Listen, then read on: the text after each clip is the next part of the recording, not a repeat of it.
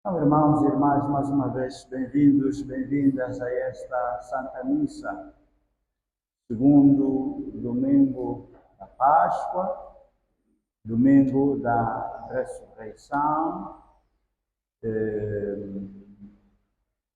uma temática que, associada já ao conteúdo dos próprios textos da liturgia, da oração, enfim, do segundo domingo da Páscoa, o Papa João Paulo II tomou a iniciativa, na sequência da devoção de Santa Faustina, de sublinhar de uma maneira muito mais forte o elemento de misericórdia deste domingo. Então,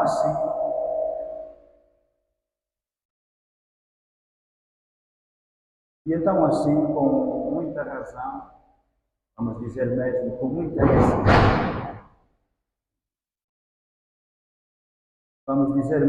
muita necessidade, procuramos concentrar a nossa atenção para a temática da misericórdia. Ouvimos os textos da liturgia de hoje, são a nossa orientação, que são o nosso alimento espiritual. Sobre estes textos, vou concentrar-me, não podendo tê-los todos em detalhe, em consideração, vou procurar concentrar, atrair a vossa atenção, sobretudo, para o Evangelho. E no Evangelho, em particular, para Jesus. Em Jesus, em particular, para as suas palavras, o conteúdo do que Jesus diz. Sendo assim, então, vamos recordar-nos que Jesus aparece, de acordo com o que ouvimos no Evangelho de hoje, umas tantas vezes, pelo menos duas, aparece aos seus discípulos. E logo há as primeiras palavras que ele pronuncia, à exclusão de todas as outras. Quando Jesus aparece, que primeiras palavras ele pronuncia, dirige aos seus discípulos? A paz esteja convosco. É a saudação dele. É o desejo dele. São os votos que Jesus transmite aos seus discípulos. A paz esteja convosco. Evidentemente, é o mesmo desejo, são os mesmos votos que Jesus transmite a nós, como seus discípulos. A paz esteja convosco. Sobre isso, há evidentemente muito para dizer a respeito do que é a paz, a respeito do que é esta atitude de Jesus, tomar a iniciativa de transmitir-nos a sua paz. Muita coisa para dizer. Mas gostava de atrair a vossa atenção, sobretudo, para um contexto dentro do qual Jesus transmite este voto aos seus discípulos. Se percebemos, os discípulos estão fechados. Estão numa casa fechada, as portas estão fechadas. E o próprio texto diz porquê é que eles estão fechados. Porquê é que estão fechados?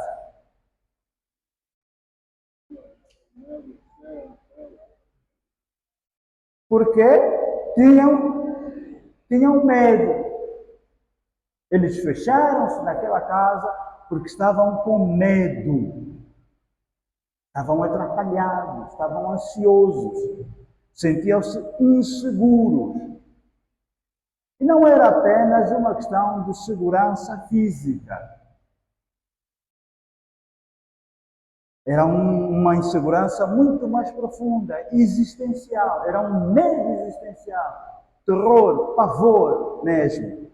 O que cria, de facto, desequilíbrios muito grandes. E é neste contexto que Jesus vem dizer: a paz esteja convosco. Como é que quer dizer? Calma.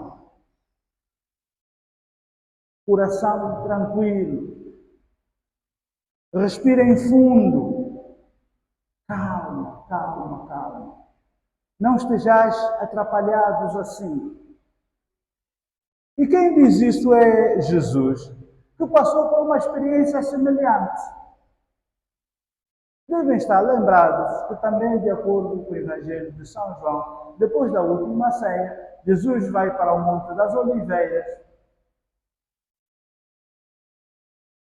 e lá entra numa situação de crise, ao ponto de pronunciar determinadas palavras que a nós soam como desespero. O que é que Jesus diz no Monte das Oliveiras? Pai,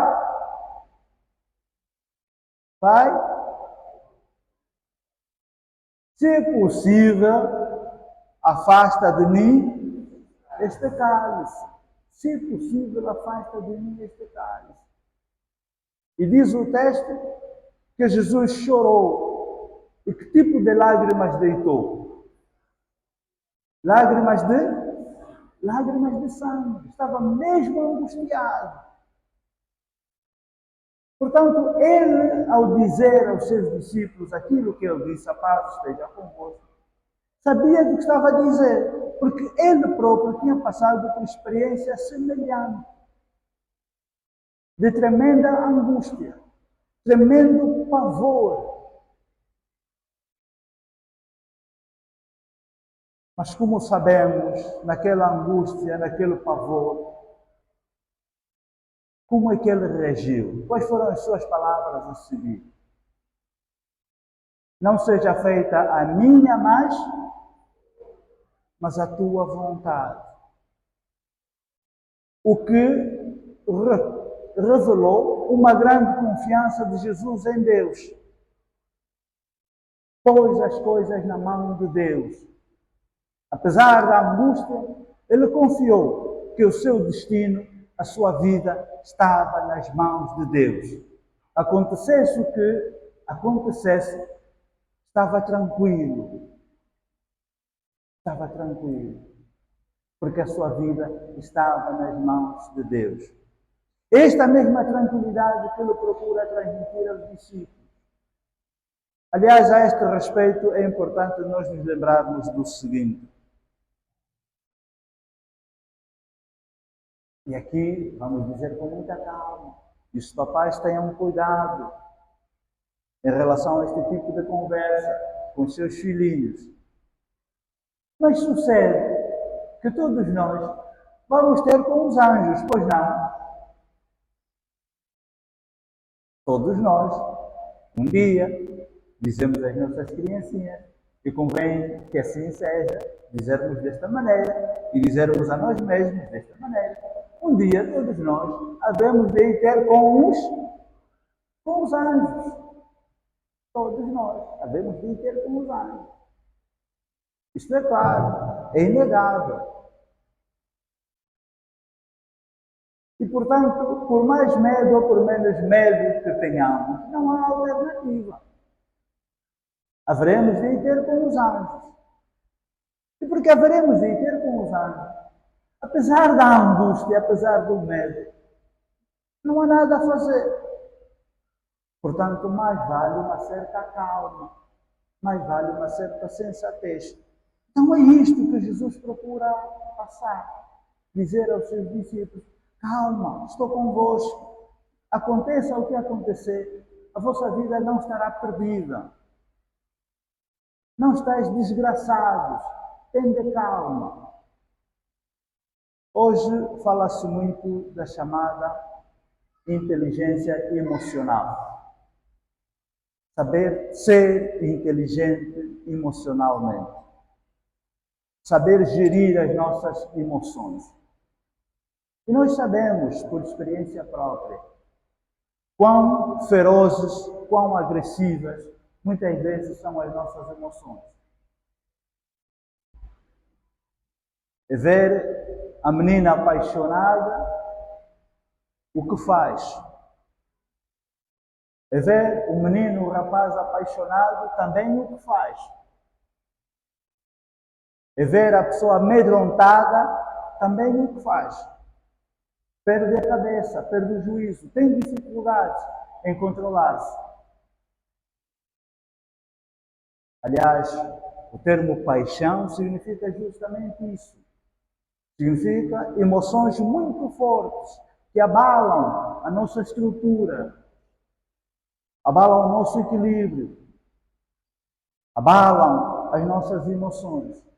E ficamos de tal maneira assustados, de tal maneira, digamos assim, emocionados, tanto pela positiva, os excessos de paixão, no sentido positivo, da alegria, e que põe-nos a pensar em coisas impossíveis, a pensar que estamos no paraíso eterno, como também paixões negativas, emoções negativas, que nos podem levar a pensar que tudo está perdido.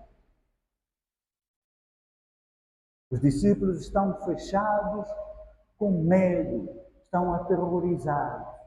Jesus aparece e diz: calma, calma, coração tranquilo.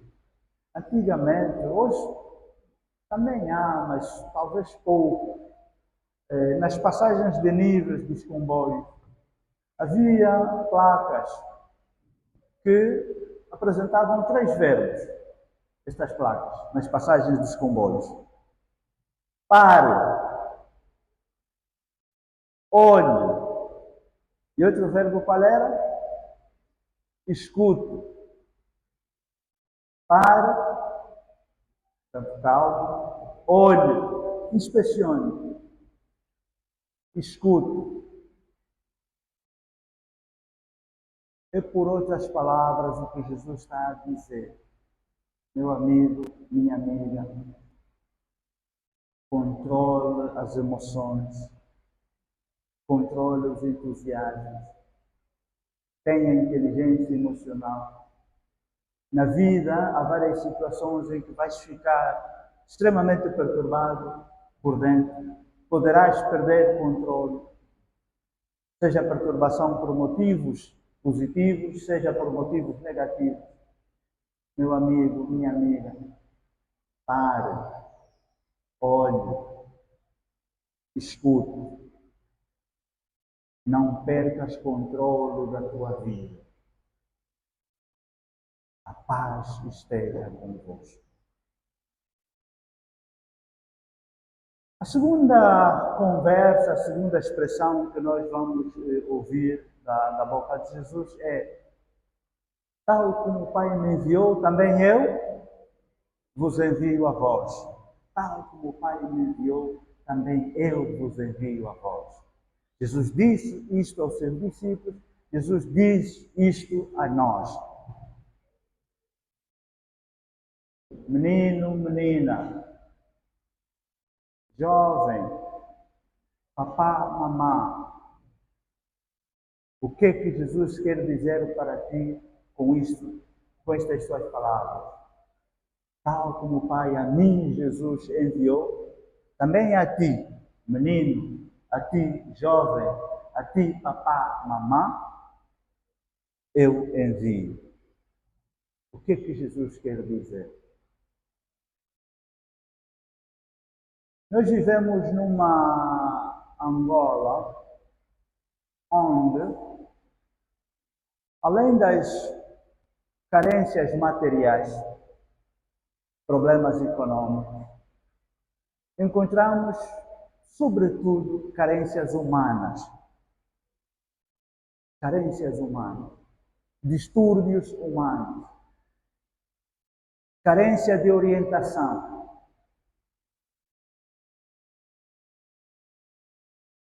Parece que muitos de nós andamos perdidos na vida. Não sabemos o que andamos aqui a fazer. Quais sonâmbulos? Quais sonâmbulos? Quais embriagados? Quais drogados? Quais cabeças vazias aqui por este mundo? Tal como o Pai me enviou, também eu vos envio. É evidente que precisamos de alimentar as pessoas, precisamos de vestir as pessoas,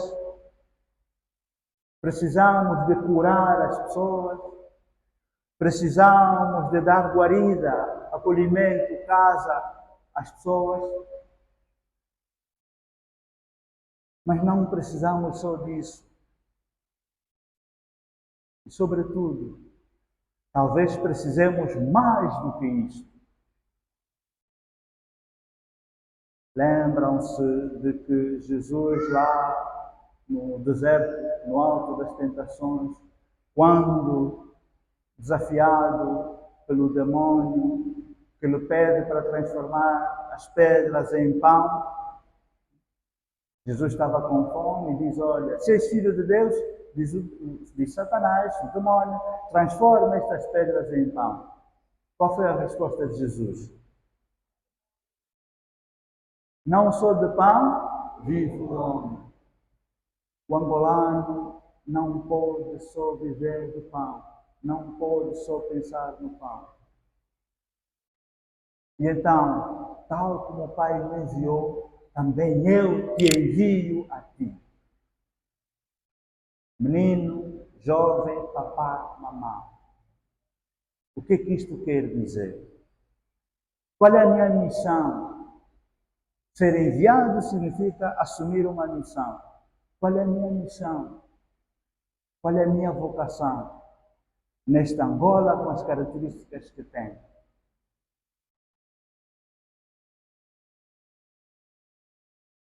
É só fazer colheita, ou melhor, coleta, e dar de comer às pessoas. Também, mas nós, os angolanos, provavelmente, aquilo de que mais precisamos é de orientação. De orientação. De pessoas que nos ajudem a sabermos ser pessoas. Temos de aprender a ser pessoas.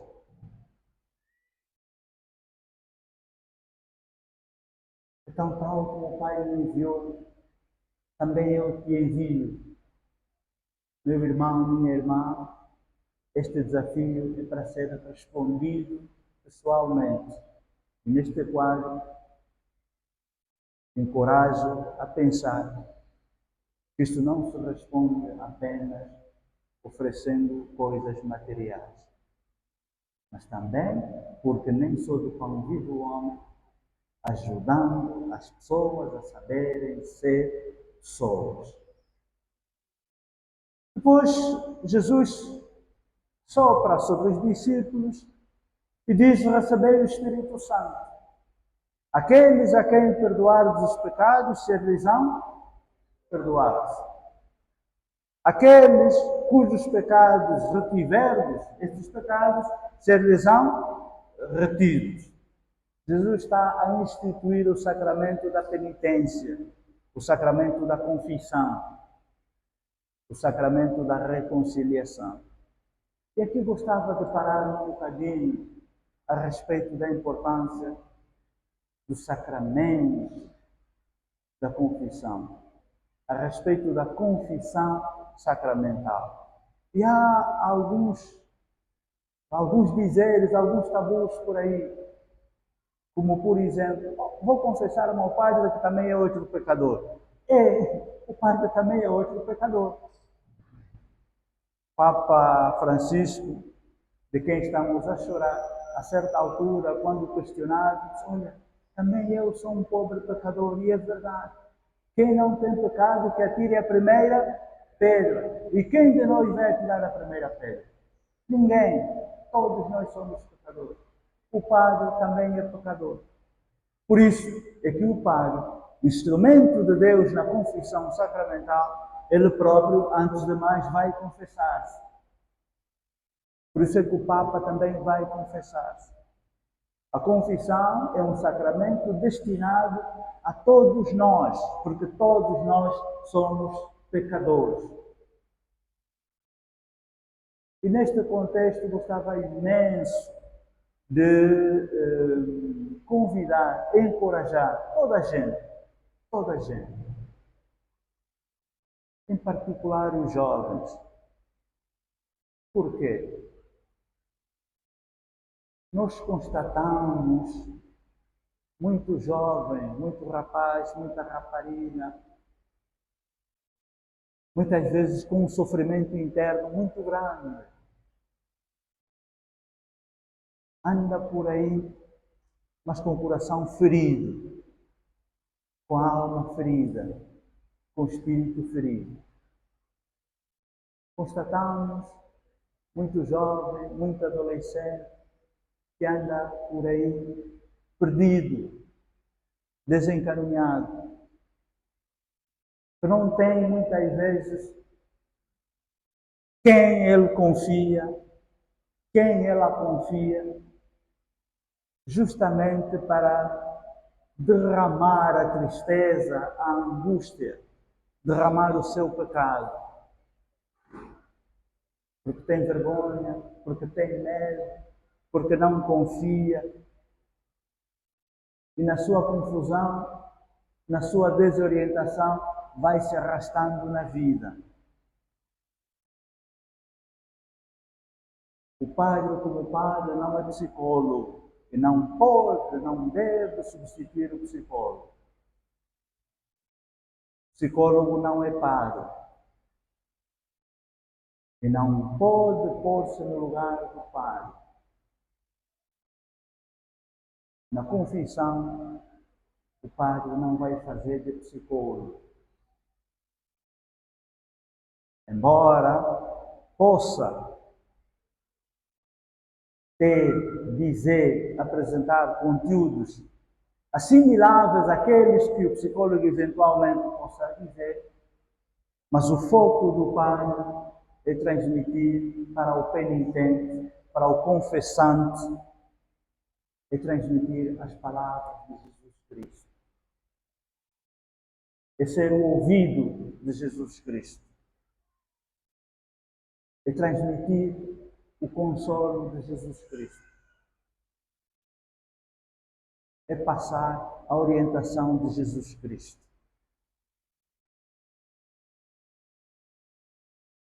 É dizer, repetir, para que se consolidem na pessoa as palavras de Jesus Cristo.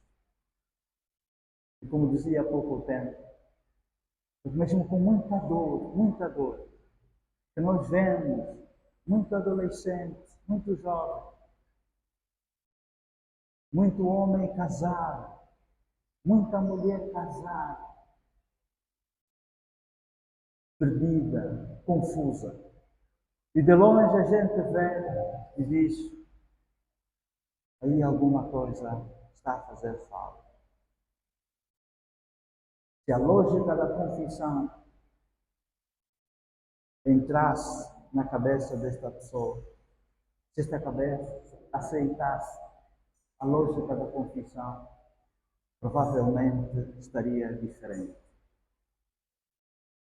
Então, jovens, adolescentes, maridos, esposas, não tenham medo do sacramento da confissão.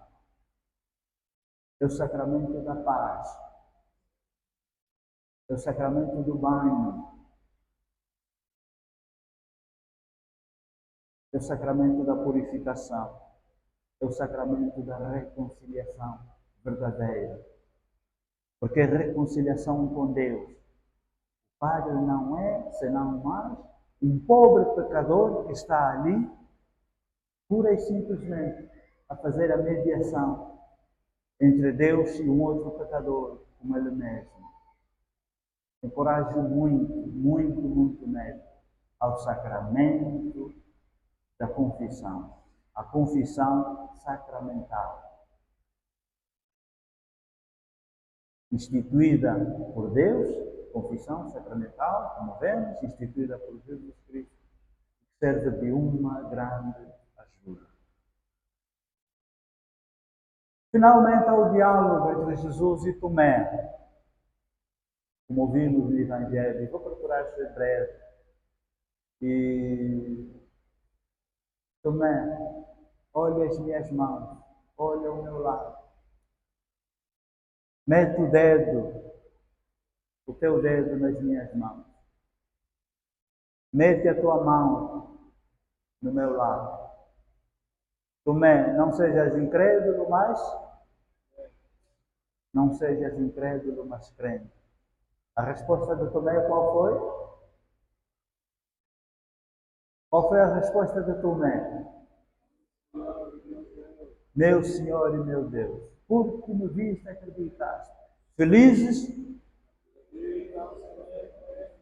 somos nós, de certa maneira.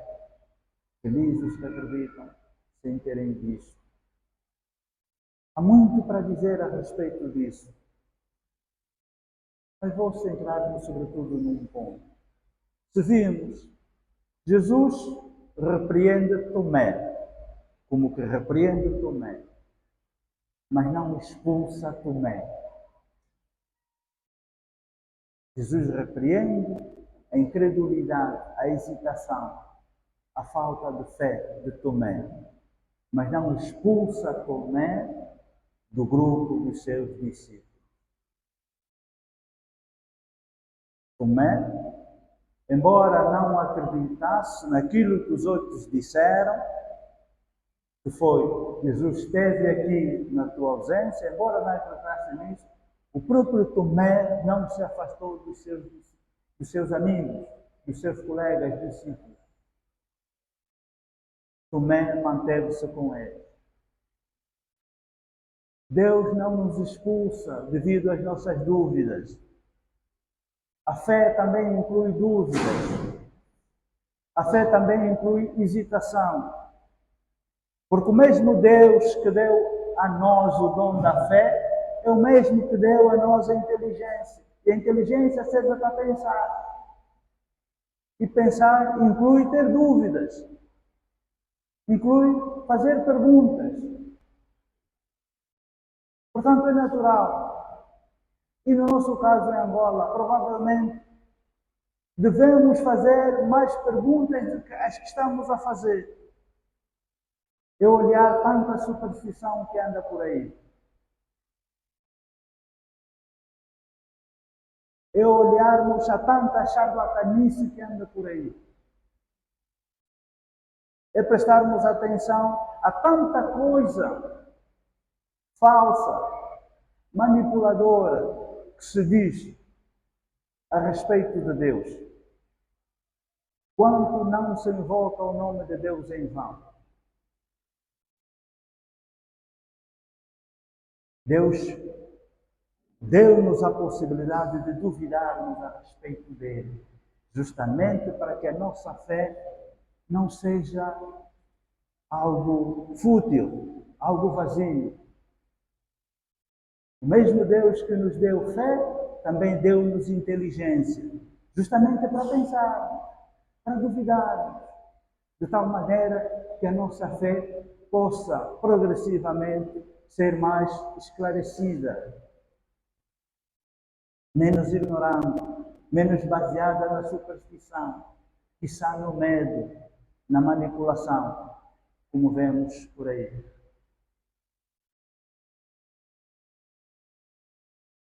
Tomé duvidou, mas Tomé não se afastou do grupo. Entre muitas coisas, isto quer dizer o quê?